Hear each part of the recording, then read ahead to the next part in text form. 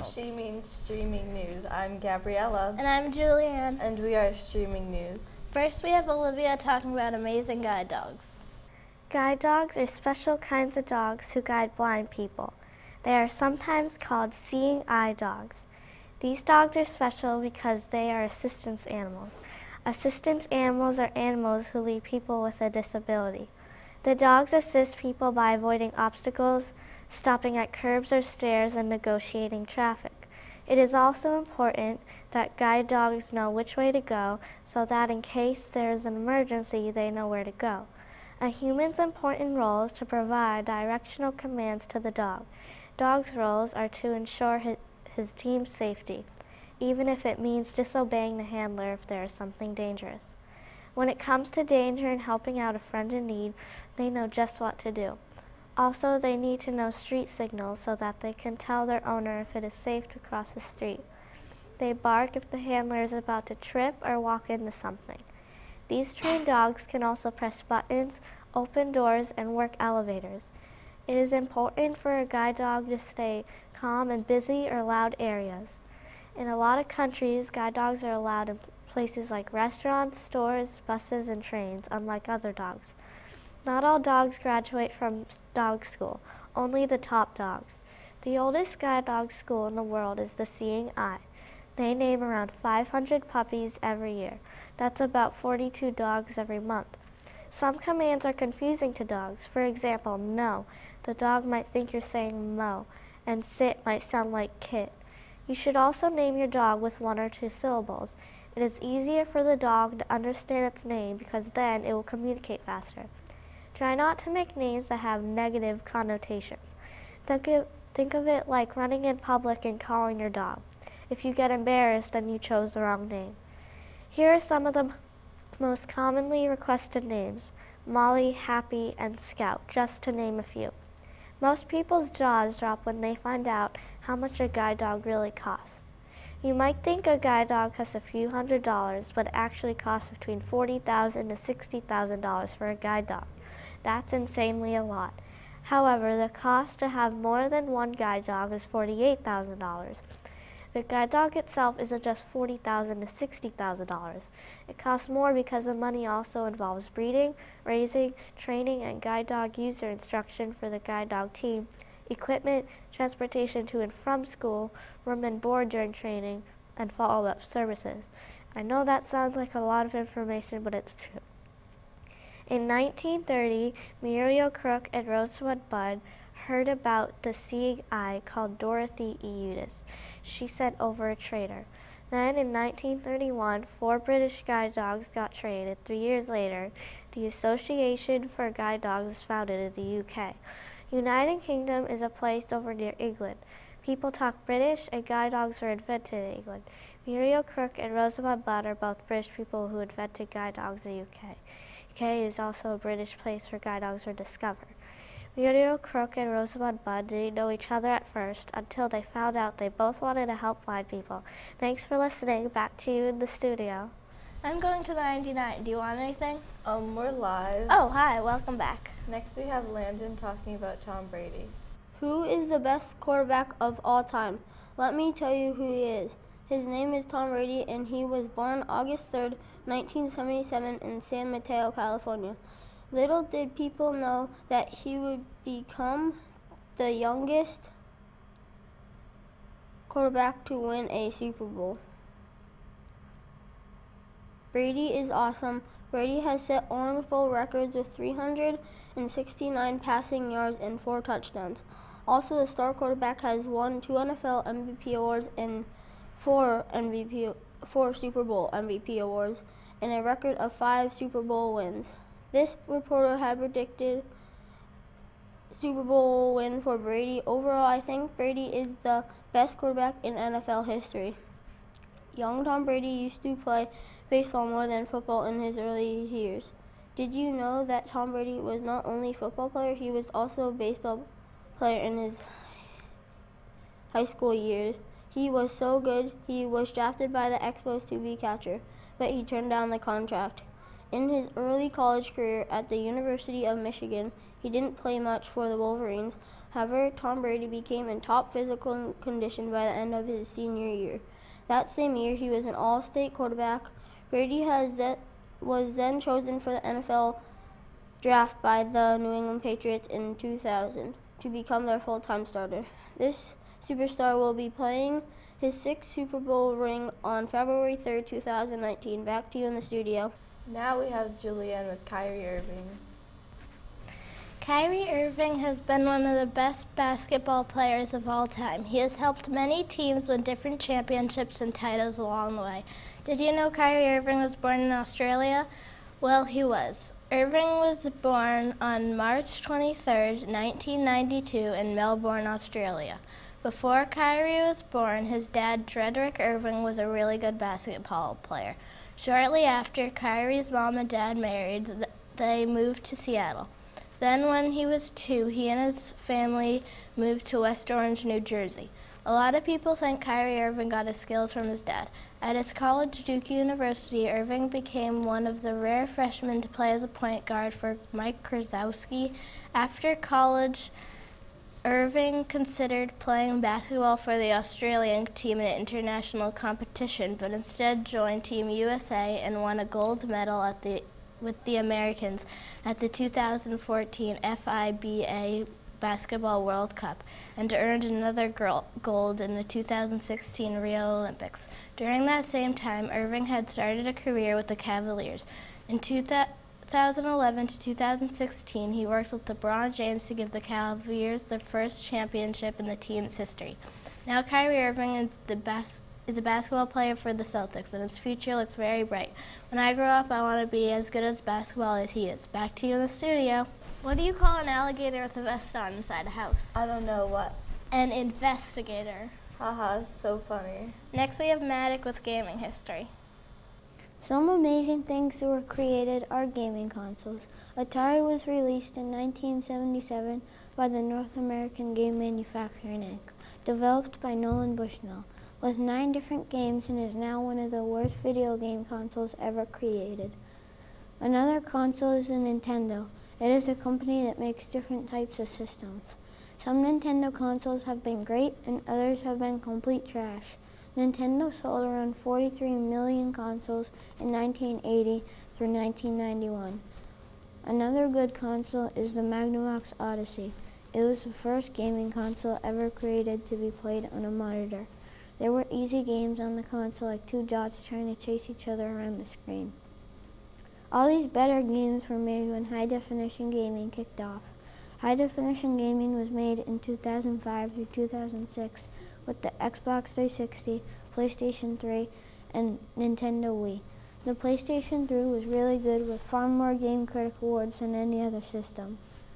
After all that, the mobile games started coming out.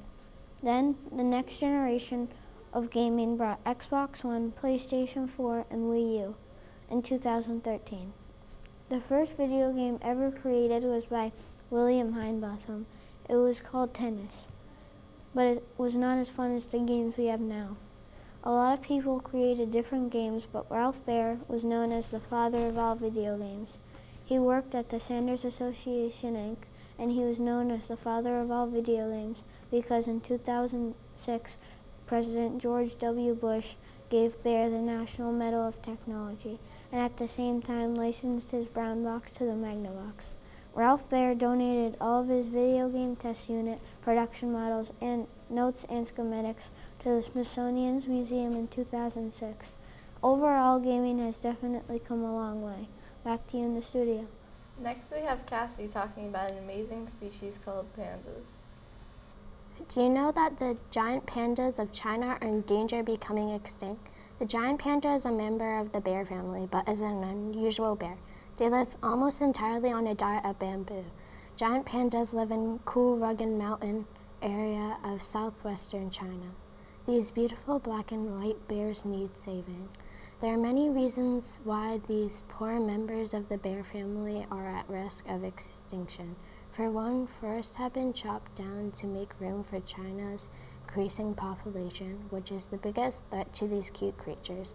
Also, changes in the climate have also taken away places where pandas live. Finally, people called poachers shoot the pandas for their fur and body parts. Luckily, there are now laws in China to help stop this.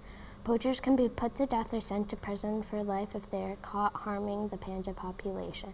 How can these black and white bears be saved? China is getting a lot of help from the US and England to keep pandas safe. There are groups such as the World's Wild Fund and the Zoological of San Diego who are the most active in saving the giant panda. In 1963, the Chinese government set up the first reserve, the World Nog Nature Reserve. This reserve covers 495,000 acres and is home to more than 4,000 species of animals. Lastly, China has stopped nearly all the tree cutting because pandas need the forest. Bamboo forest, which is with worldwide help, China may be able to save its giant pandas. Back to you in the studio. Now we have Gabriella talking about the Salem witch trials. There were many places where some of the witch trials were held. Witch hunts started in the winter of 1692 in the village of Salem, Mass., which was the Massachusetts Bay Colony. The witch hunts actually began in Europe between 1300 and 1330, and then ended. Not many people knew of the trials in Europe.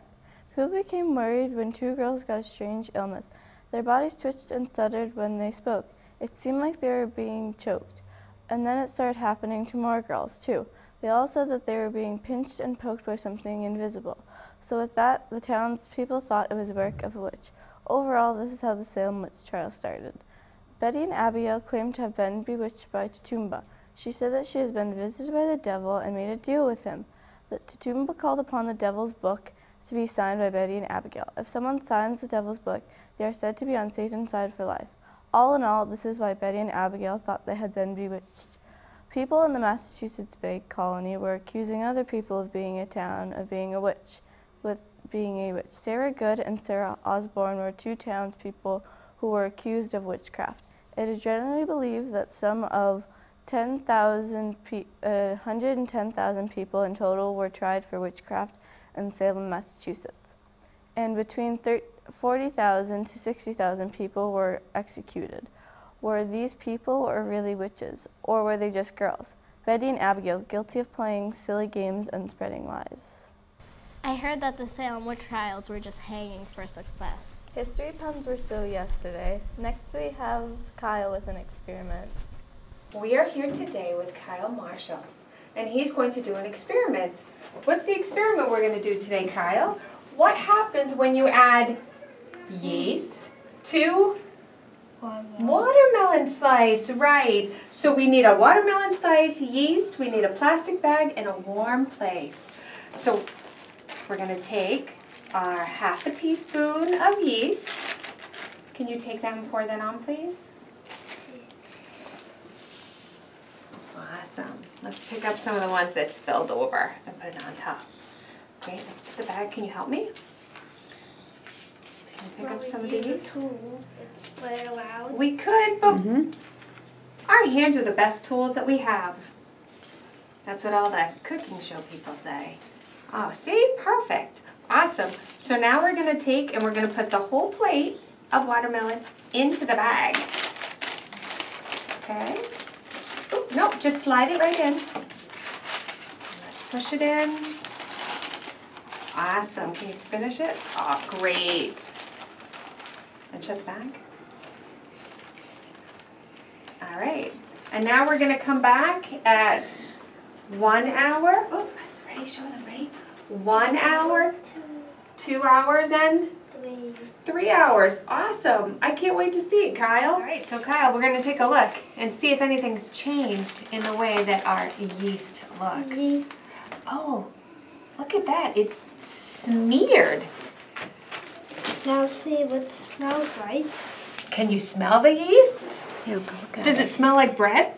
No. No? Oh, I think it does. I think it smells a lot like bread. And let's see. Does it look wet or dry? Does it feel? Does it feel like those little, feel this over here. Does it feel the same as on the top? I think we need to spread the yeast around. You think so? Okay, we can do that. We have more. We can put some more on the top. Oh, but look, it's sticking to my fingers. That's odd. We should probably did something about this. So you know what? All these little yeast pellets are alive, and what they're actually doing is starting to take the water out of the watermelon. We should probably without the telescope and see what it looks like. I think we should, but we're gonna have to wait till the end of our experiment. So we'll come back in an hour and see how it's changed. Kyle. Right. Again, it looks kind of sloopy and slimy and goopy on the top. Let's open it up and let's pull it out.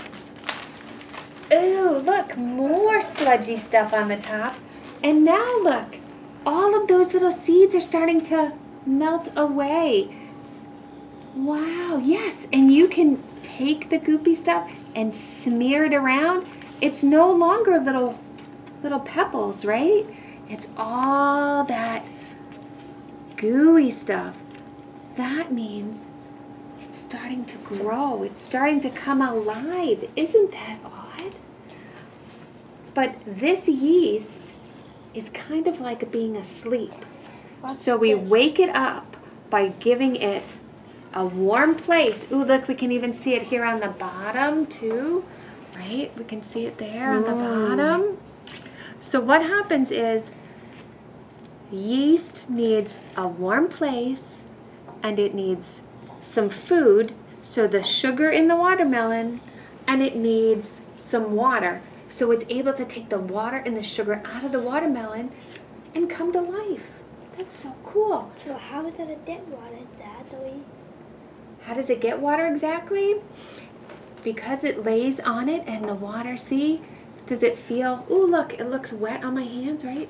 The watermelon is wet, right?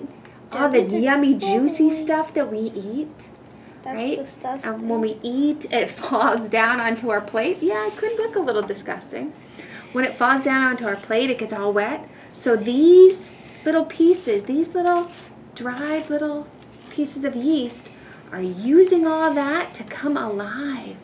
All right, so let's put it back. We have to check it in another hour. It's hour 3. I see that you poked a hole for me. Thank you. So let's take it out and take a look at it. Let's see what we think. Oh, look. More goopy, ooey stuff on the outside. Look, we can barely see any of the tiny little dots, right? So you want to add some more? Okay. Add some more. But look, it looks, does that look dry or does that look wet? That's like wet. It is wet. Do you want to touch it? Nah. Nah, I'll touch it. Ooh, look. That's disgusting. It is, and I can move it around and it almost looks wet. So we can see that it's changed. The yeast has changed from dry to wet. It's starting to get bigger. That's because they're starting to come alive. Oh, nice opening it up. And now we can see it on the inside and how it just shapes around our watermelon. Wow. And that's it. That's how you do your experiment. Last but last, we have... last but not least. Oh yeah, last but not least, we have Quinn talking about Rosanna P. Hello, I'm Quinn, and this is my newscast on Rosanna Pansino. If you enjoy baking and watching videos on YouTube, chances are you've come across Rosanna Pansino's Nerdy Nummies. Rosanna Pansino was born on June 8th, 1985. Now she's a professional YouTuber, but she used to be a professional actress until one day her agent pulled her into a meeting and her agent said she had to choose between YouTube or acting. It was a hard decision, but Rosanna gave up acting to commit to her YouTube channel. That was the best decision because she earns $2.5 million each year, which is really cool. Her little sister is named Molly, who appears in Rosanna's videos a lot of the time. This YouTuber was born in Seattle, Washington. After Rosanna graduated from college, she moved to Los Angeles. 33-year-old Rosanna Pansino's YouTube channel started back in 2011. Some of the shows she has acted in include Ghost Whisperers, Glee, and she is a finalist on VH1's Scream Queens. Rosanna inherited her love of baking from her grandmother. In an interview with the New Media Rockstars, she added, "My grandmother loved to bake, and because of her, baking has always been a hobby of mine. As you may know, Rosanna bakes, but do you know what else she does besides baking? She is the author of 2 cookbooks. Her first cookbook, made in 2015, called the Nerdy Nummies Cookbook, Sweet Treats for the Geek in All of Us, made her a New York Times best-selling author. Baking All Year Round was her second cookbook. It didn't win an award, but it is still my favorite. Also, Rosanna made a song called Perfect Together. Perfect Together includes a dance party theme and lots of cakes and cute lyrics. That was my news report on Rosanna Pansino, a YouTuber I love. I hope you enjoyed. Thanks for watching Streaming News. Julianne, do you have anything else to say? Have a nice day.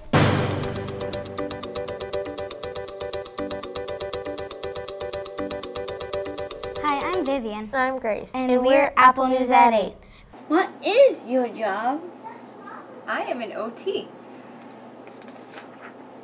What is an OT? an occupational therapist. What kinds of things do you do with students? I help students learn how to write, sit in their chairs properly, or we do things like for sensory such as the scooter or go on the swing. Would you like to see the swing and the scooter? This is a swing. Oh, ready? Let's go see the swing. This is the swing, Jala. So sometimes for my friends, this helps our students calm their bodies. How does this make you feel? Does it make you feel calm? Make you happy? Nice. Feel what? You do? All right. I have something else to show you. While I'm stretching. Would you like to see? This is a scooter. Would you like to try it out in the hall? All right. Come on. I guess I had to ride a scooter. Try the scooter. Let's go down the hall. Let's go. Can you believe that this uses all of your muscles? Watch out.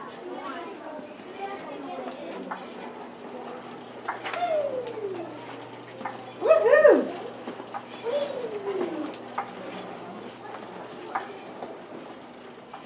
All right. Can you come back to me? Pass.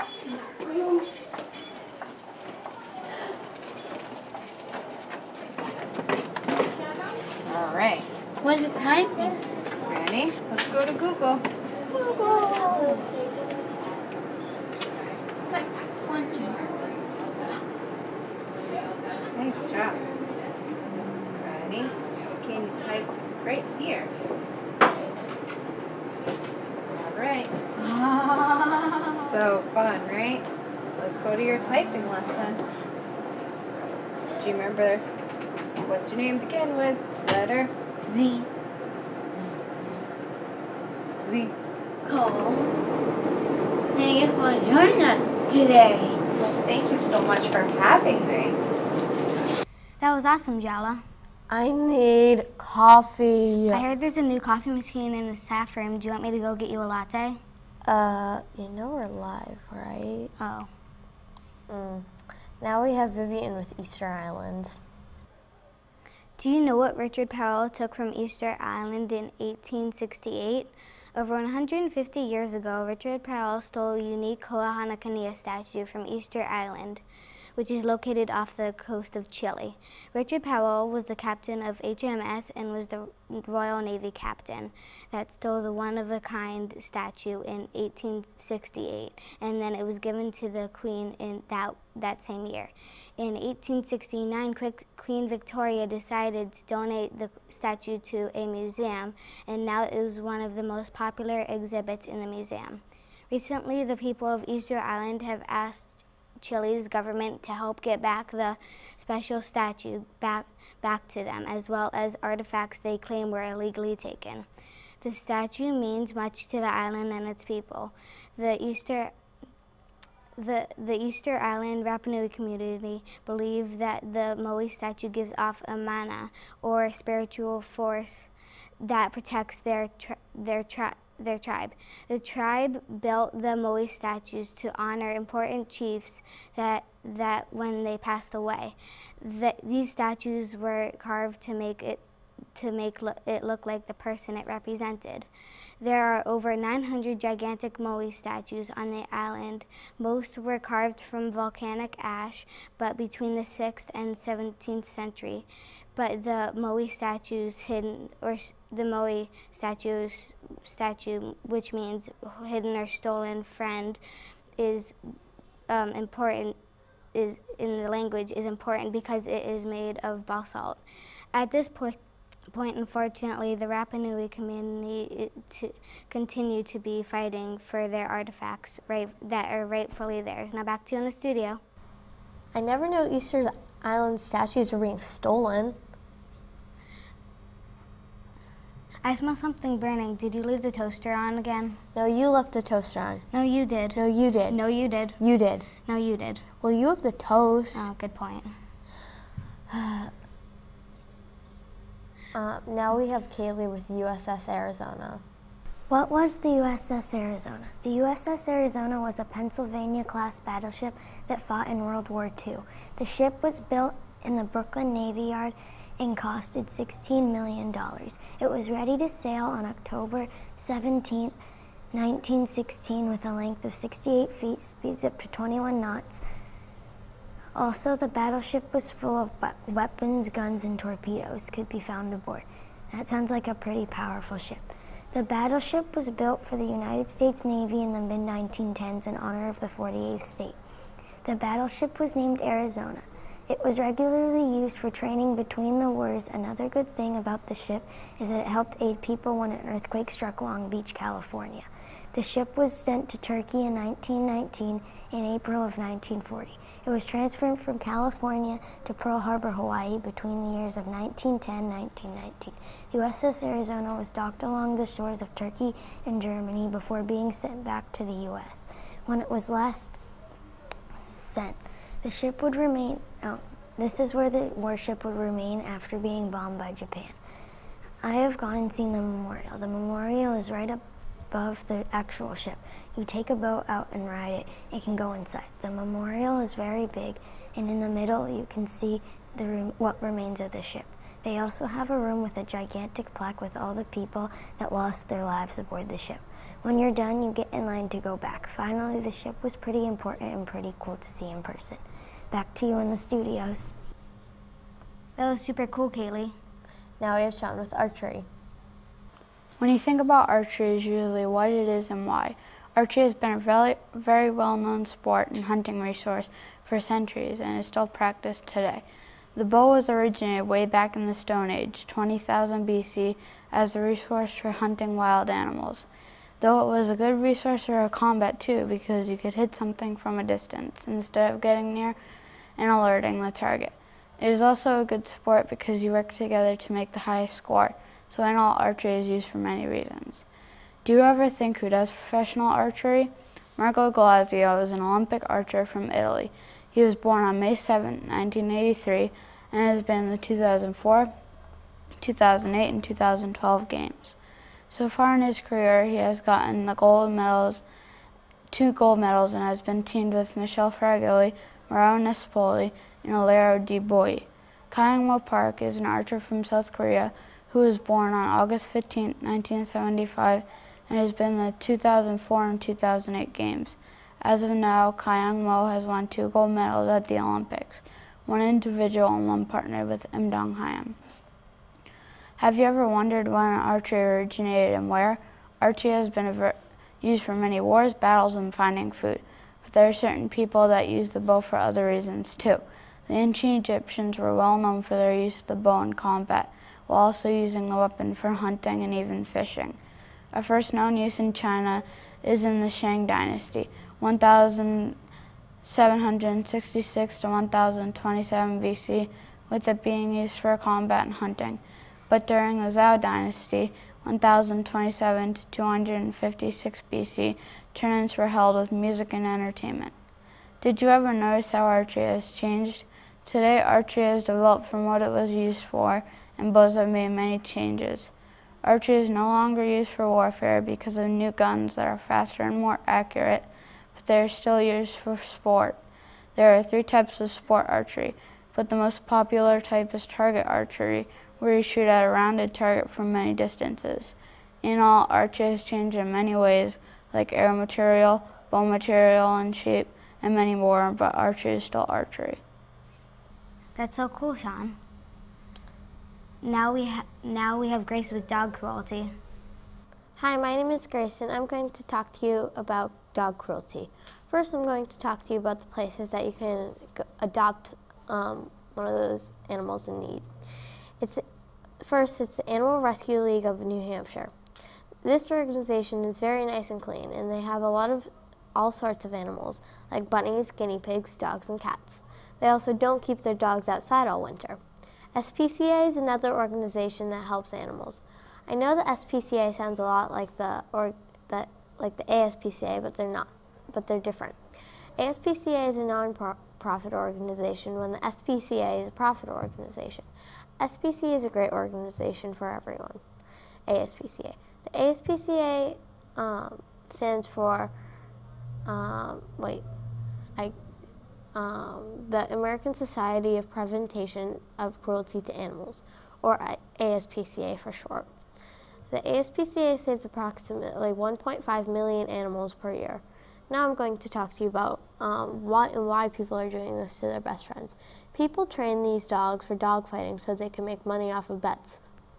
Like NFL player Michael Vick, who got sentenced to 21 months in federal prison for doing this. It's estimated that there are 40,000 people involved in professional dogfighting and 100,000 people involved in amateur dogfighting. A lot of people in dogfighting are also involved in other bad things. In 2005, South Carolina's Attorney General's office formed a dogfighting task force, but between 2005 and 2008, only 1,000 were caught. That's a good number, but not good enough in my opinion. If you start dogfighting or abusing dogs, you might end up like unfamous breeder David Tant. He got sentenced to 30 years in federal prison for doing this, and this is the longest sentence ever given out for animal cruelty. I know a lot of you are wondering when and where this all happens. Well, the sad part is that it can happen anywhere.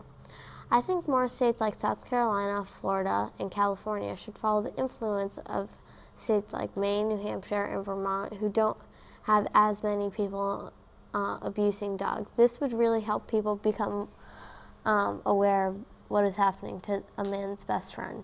How can you help? You can help these dogs and cats in the simplest ways. At the Manchester Animal Shelter, you can drop off old sheets, or if you have a dog or cat, you can give them their old beds or toys. I also recommend not getting a purebred because they'll probably have a home very soon, but the rescue dogs might not be as lucky. This is the sad story about animal cruelty. Back to you in the studio. That's so sad. I know. Now we have Gil with Stanley. Today I will tell you about Stanley. Stanley was born December 28, 1922 and died November 12, 2018. He made comic books, movies, and cameos. His favorite character that he ever made was Spider-Man. Also, Stanley has 2 children and was married to Joan Clayton. All Stanley's life, he had worked with artists to help his comic book skills. Stanley is the creator of Marvel Comics. Some of these comics helped Stanley create Spider-Man, X-Men, and the Fantastic Four. He also made cameos in many Marvel-based movies. Also, Lee narrated many Marvel animated TV series.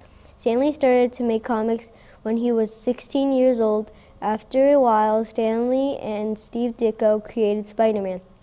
60 years later, Lee formed Stanley Media. Around 2008, Lee was offered featured in cameos. Finally, in 2009, Disney purchased Marvel. Back to you in the studios. That was really cool, Gil.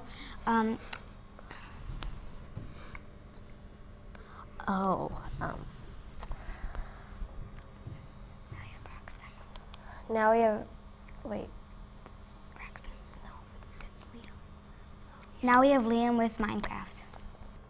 Yo, what up gamers? Today we're talking about Minecraft. Minecraft is a game that was developed by Swedish game developer Marcus Preston.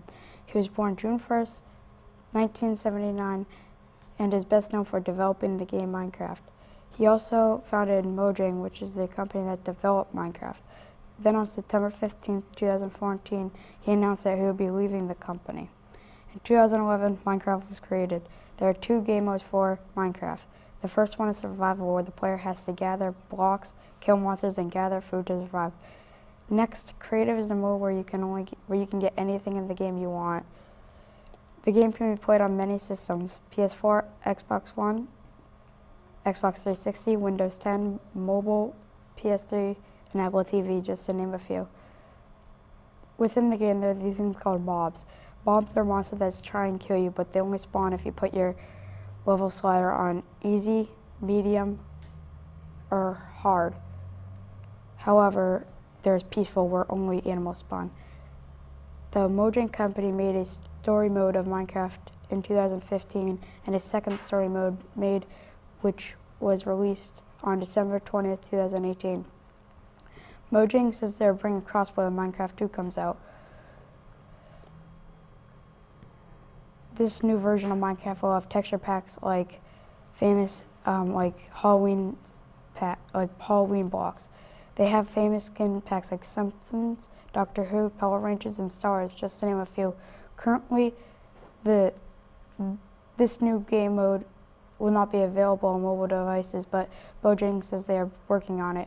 Overall, there is so much freedom in both games and their different modes. Mojang says they have made over $5 billion on a game that wasn't even supposed to be a pop hit. Gamers say it is the most fun video game ever. Take it from me. Minecraft is a really fun game, and it's only $20 and will continue to be a hit with all the new features coming out. Trust me, I would get it. Wow, that's cool, Liam. The grocery store is about to close and I need to get coffee. I'll be right back. We're live. Oh. Yeah. Now we have Braxton with Peyton Manning. Peyton Manning was an NFL quarterback for the Colts. They play in Indy, and their stadium is in Indianapolis. One of the Colts' older quarterbacks is Peyton Manning. He also played for the Broncos. They play in Colorado, and their stadium is located in Denver. Peyton was born on March 24th, 1974. His father and his brother were quarterbacks, or still are, in the National Football League, for short, the NFL. He went to Tennessee State for college. Peyton Manning is 6 foot 5 inches tall and he weighs 230 pounds. Overall, Peyton Manning is one of the smartest quarterbacks in the NFL. Peyton Manning is the best NFL quarterback to ever live. Peyton have made many donations to charity. Also, he have been paid to be in many commercials like Nationwide and Geico, many video games and more. He's partly famous for the yelling and pointing before the play. Just hard to do because he has to memorize every play and quickly change it, still get the ball where it's supposed to go. Manning never missed a game except for when he broke his shoulder and he was out for that whole entire year. He's one of the 3 quarterbacks to beat all 31 teams. Fox Sports named Peyton Manning the NFL Player of the Year. He won the MVP award 4 times. His first award was in 2003, then he got another in 2004, 2008, and finally in 2009. He's the only one ever to get 3,000-yard seasons every one he played in. His name for the Colts was R2-D2 from Star Wars because he liked working on the computer. Overall, Peyton Manning is a pretty impressive football player who remembered for quite a while. Back to you in the studio. That's super cool, Braxton. Thank you for watching Apple News at 8. Have a good day.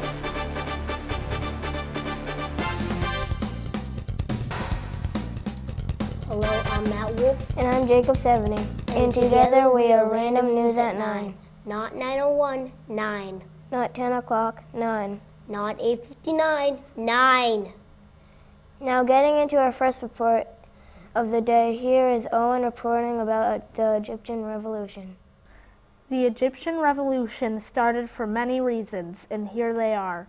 The president of Egypt, President Mubarak, was unsuccessful and unpopular in his first term, with political, economic, and social repression.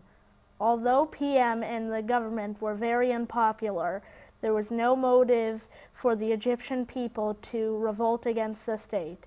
Then, in PM's second term, the Egyptian people erupted. Why? Because of two factors. One, PM let his wife and son have joint control over Egypt. And two, the government rigged the 2010 elections in their favor. These things were some of the reasons for the revolution of Egypt. This revolution was started and fanned by many people, like PM, who governed Egypt but was disliked by the Egyptian people. Other people involved were PM's son and wife, who had joint control over Egypt. Also, the government in a whole and wealthy business owners enraged the people as well. The revolution had many important dates, including the 2010 elections, Alexandria on New Year's Eve, 2010 to 2011, Cairo, January 25th, 2011 Police Day, January 28th, the Friday of Anger, and February 11th, 2010. PM resigns and the military takes control. Most activity took place in Cairo near the pyramids. This revolution, as some would say, sparked the new age of Egypt. This was not a revolution, however. It was a peaceful movement against a corrupt government. Therefore, this peaceful movement made Egypt a better place for the people. That was a great report. I never knew that. Me neither. Hey, Jacob. What? What do you call something with 6 legs, 4 eyes, 2 noses, and a mouth? I don't know. I don't know either, but it's crawling up your arm. Oh, get it off! That wasn't funny. Our next report is Sarah reporting about Stephen Curry. Hello. Do you like basketball? If so, you'll love this story. Stephen Curry, 30, was born in Akron, Ohio in 1988. He is the son of Del Curry. Curry went to Davidson College from 2006 to 2009, then was drafted to the NBA. His real name is Wardell Stephen Curry II. Wardell has 2 daughters and 1 son. Stephen has a brother and sister too. Little Stephen grew up immersed in basketball from his dad. Fun fact, his dad was in the NBA. Stephen Curry was not able to persuade any college coaches to give him a scholarship to a basketball college like Butler. He didn't even receive 1 scholarship offer. Curry had to face the hard part, going to a small college. So he went to the closest college, Davidson College, which had under 2,000 students. Wardell quickly made his mark at Davidson, averaging 21.5 points per game. After making his mark in college, he was the 7th overall pick from the Golden State Warriors in the NBA draft in 2009. Unfortunately, Stephen played only 26 games in 2011 to 2012 season after getting injured and having to get surgery. Injury didn't slow him down. As you can see, Stephen Curry's career stats are 34.4 minutes per game, 47.7 field goal percentage, 43.6 three-pointer percentage, 90.3 free-throw percentage, 21.3 points per game, 4.4 rebounds per game, 6.8 assists per game, and last but not least, 0.2 blocks per game. He is one of NBA's best players in history. Okay, back to you in the studio. He sounds good. I agree. I have a joke for you now. Okay, what is it? What's a cow's favorite hobby? I don't know, sadly. To go to the movies.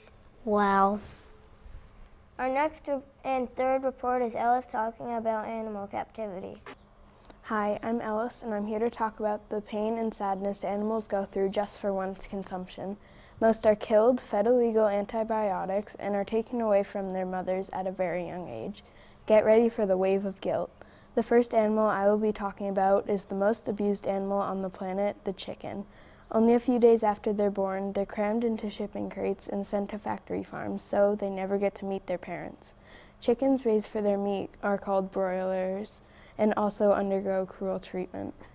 The laying hens, or the chickens raised for their eggs, are constantly laying eggs to the point where their bodies become so bruised that they can't stand up. Sadly, they live a very short life because of this. Another animal I will be talking about is fish. Did you know that some fish learned how to garden their favorite foods? Well, if not, you should know that fish are very intelligent animals. How would you feel if you were swimming with your friends and all of a sudden you're caught in a net and dragged out of the water? That's what it's like for a fish who is caught by the commercial fishing industry. The nets don't only catch fish, but also turtles, dolphins, squid, lobster, and a lot of other marine animals. The industry harms our fragile ocean. You think fishing in a lake is better? Wrong. Just because you're not at the ocean doesn't mean you're not hurting the environment. Fish have very sensitive mouths that feel pain. When fish get caught on a hook, they struggle to get away and end up tearing their mouths. Can you imagine how awful that would be? Now time for the pigs. Despite what many people think, pigs are fun-loving and clean animals that share close bonds with each other. Pigs on factory farms are taken away by force by everything that's important to them. Then they are treated horribly for the rest of their lives. Finally, the last animal I will be talking about is the cow. In the U.S. alone, more than 29 million cows are fed antibiotics and eventually lose their lives each year because of their meat and dairy. Cows raised for either of these uses can be treated terribly while they're alive.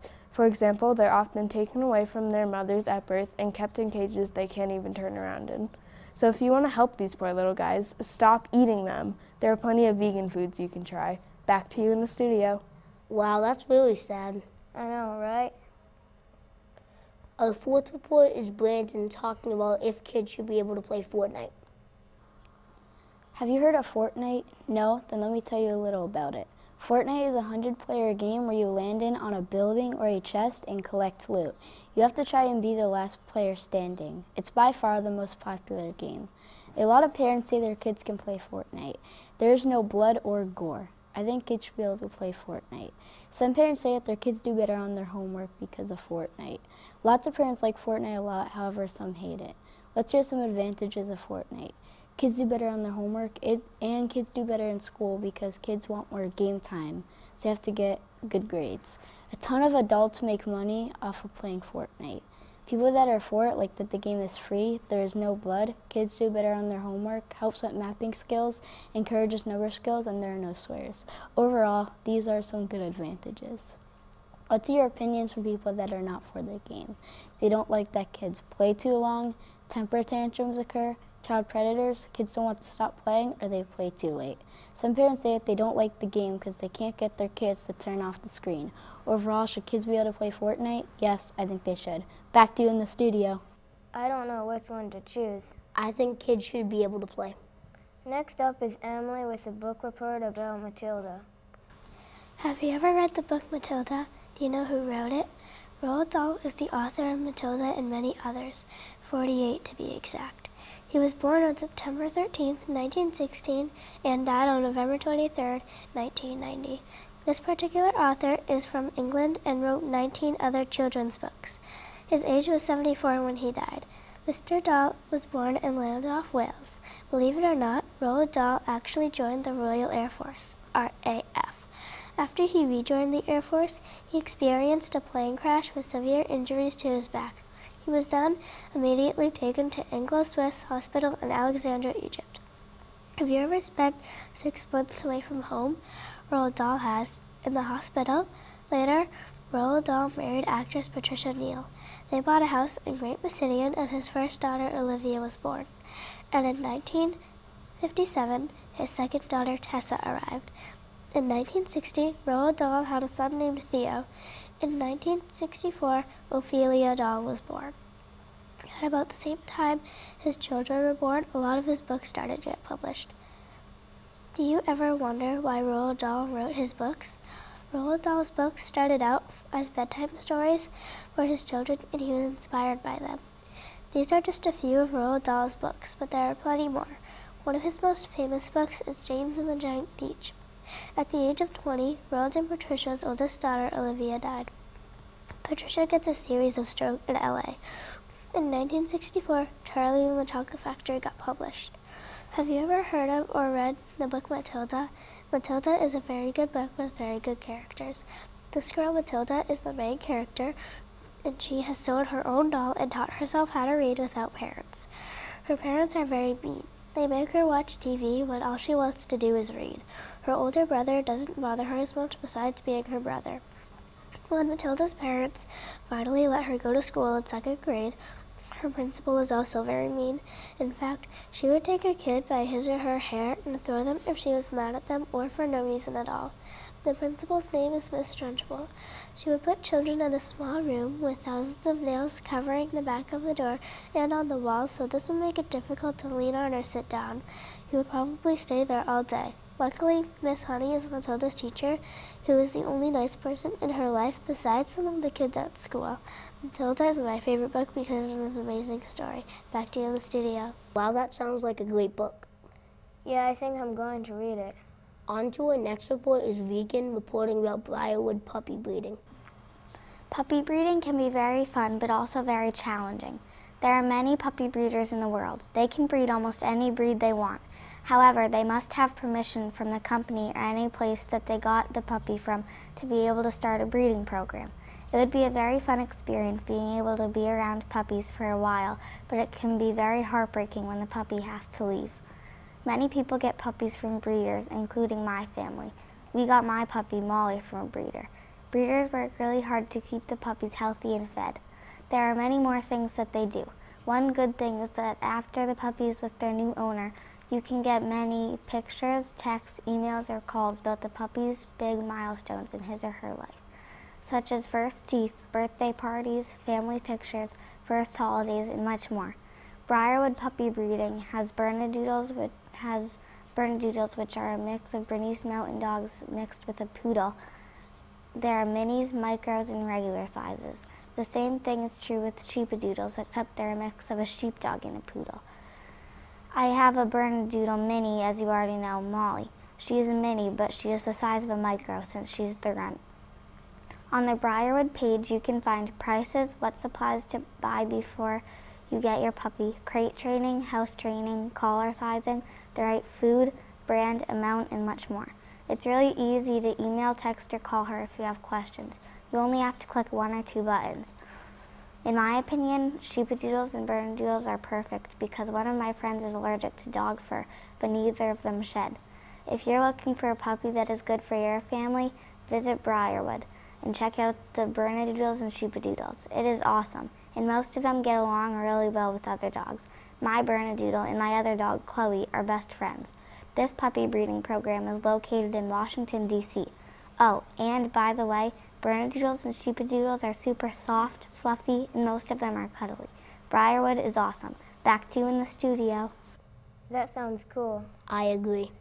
Our 7th report is Ryan on piano history.